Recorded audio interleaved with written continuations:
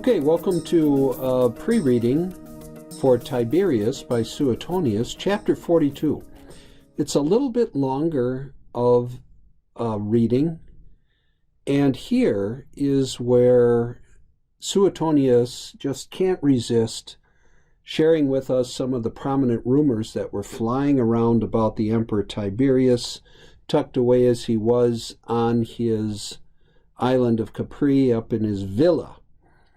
So we can't forget where we left off, right? We left off here with a bunch of examples of how the empire was falling apart, all right, just through neglect by the fact that Tiberius decided to move to Capri. So, or Capri, either one. So here he is, a 56, maybe 57-year-old man. And this, I think, is one of the things we find kind of unbelievable about the Suetonius account. He's an old man, just about an old man by Roman standards, and now you're going to tell me that he just turns into this party animal? Well, there's no question that it was a period of adjustment, and there's probably no question that the enemies of Rome, or people who were formerly under their thumb, sensed an opportunity to break free. Now, that's undeniable, but other things, it's just really difficult to ascertain the veracity of these allegations. In the minds of the Roman readers, though, it did make for interesting reading and titillating conversation. Whether Tiberius, well, no, he died before Suetonius could write this, but whether he was aware that such things were actually going on, who knows? He seems to have had spies everywhere, so possibly he knew, but regardless, we get into the heart of it now. So we pick it up here at line 21, which is the beginning of chapter 42. The first thing we need to note is this verb. It's a participle form. Do you see what gender is the ending? So who does it refer to?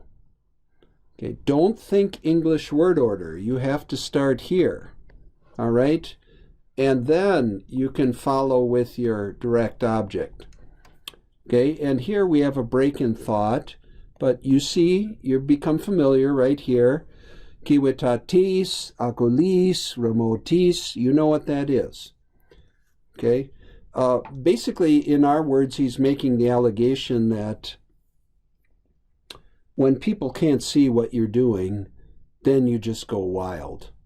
And in fact, he makes that accusation in the very next phrase. Now, cuncta means all, but it's more the sense of all kinds of, okay? And what were they? They were cuncta vitia. These vitia were also male deu dissimulata. Okay, you see the similarity of endings here. Cuncta vitia male deu dissimulata. So, what kind of vices are they? They are cuncta and they are dissimulata. Okay? And they are cuncta simul, and then we have these other adverbs, maledeu. All right? But here is what he says. He popped. Profundit. Finally, he popped. Okay? All this pressure building up. But like I said, this is pretty strange to describe a 57-year-old man this way. Now, de quibus, okay, what's he talking about? Well, he's talking about the vitia, the vitia. Another adverb, simulatum, ab exordio, referam, okay? What tense do we have going on here, people? Referam, all right. Now, he's going to provide evidence for the claims he made that Tiberius is emperor gone wild, all right? Now, what is the proof he's going to put forward? Well, first, he takes us etiam tuum. even way back then. Now, this word, Tyrannus, is not a common word. It's a masculine noun of the third declension, as you can tell, Tyrannus. If you were to look it up in the dictionary. This is a recruit to the army. So he's taking us all the way back to the beginning of his military career. And he's saying, etiam tom. Okay, even way back then. Propter nimiam vini. We still haven't got to our accusative yet. There it is. There it is. Aviditatem. Aviditatem. So really, it's propter aviditatem. Okay? And this is what I mentioned earlier. This is where they start making these plays on his name. So, vocabitur, he was called, first thing, pro Tiberio, Biberius. Pro Claudius, Caldius. You know, of course, these are put into the ablative case because of the preposition. But in the nominative, you know, Tiberius, Biberius. Claudius, Caldius. Okay? And Nero, Mero. So they sound a lot nearer in the nominative than they do with one of them in the ablative. Okay? But that's kind of the play on his names, right? Play on his name. Okay? Postea. Now we're going to jump ahead even further. And we take this as appositional. So, as emperor. So, afterwards, as emperor, okay. Now, this Latin gets a little bit tough. In ipsa publicorum mororum correctione. So, this all goes together, but what is he trying to say? Well, I can give you the gist of it. You look at the Latin and tell me how it goes together. Okay? Caesar Augustus had initiated a number of very conservative moral reforms. And this is what he's talking about, that on paper, Tiberius tried to continue that work of bracing up and correcting the public morals, especially among the wealthy. But here, Suetonius is going to argue that he's basically a hypocrite, because in a time when he was, publicly correcting the morals, what? Here, cum is not followed by the subjunctive, but it is followed by the normal ablative. Okay? So, take it as accompaniment here. With these two guys, what did he do? Noctum continuamque biduum. Okay? And now we have a pair of gerunds here. Okay? What did he do? Remember, gerunds can act like nouns. What case are they in here? Epolando, potando. So think of your grammar and put a label on it. Okay? What case is it, and how is it functioning? Epulando, potando, consumsit. Okay? So, with these two guys he partied with, new thought here, of whom? All right? So, of whom? These two guys, Pomponius Flaccus and Lucius Piso. Of those two, alteri, alteri, de tulit. That's really my basic sentence, right? This is what he did. Okay? Now, remember, alterius, alterii. So it goes like is, eius, ei, and it goes like unus, unius, uni. Here we have alter, alterius, alteri. Okay, so that should give you the case. Okay, now he promoted them, and here it tells you to what he promoted them. And notice now also at the end here, professus. What's the ending? It's obviously a participle. What's the ending? What gender is it? What case is it? Professus. Then obviously it has to be talking about whom, if it's that gender and number and case. Okay? So don't just take it in the word order here. You have to look at your endings. Okay? Now, basically what this last clause, I'll just give you the gist of it. He says, well, even in his letters, he claims that they were the best of friends, these guys. Really, when they just partied together once. All right. Now, new sentence, new color. Going to put a break here. Now, don't just jump in. What case is Cestio Gallio? And notice that he's described as libidiniso et prodigo and seni. All right, remember your third declension adjectives. Okay, and what case is that? Seni. Okay. All right. And he is notato. So all of this refers to Cestius Gallus. Okay, what is he? He is libidinoso, he is prodigo, and he is seni, and he is notato, and he is increpito. Okay?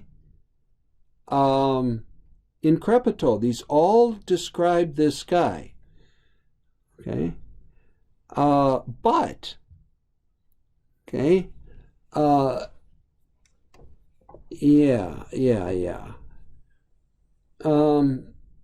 So, right up to here, again, note that Suetonius is really zeroing in on Tiberius's hypocrisy.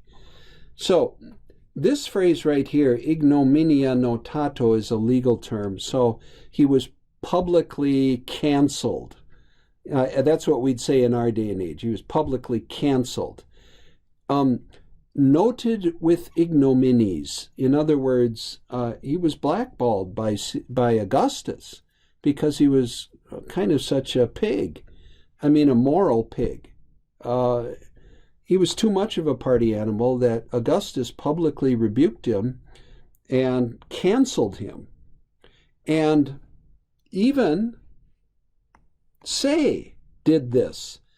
Ante paucos dies apud senatum. And that's referring to Tiberius. Okay, and increpito. Now, here's where the new thought kind of breaks in right here. Okay, this guy invited him to dinner. But now, Tiberius has publicly rebuked him for his bad morals. And then the guy turns around and invites him to a party.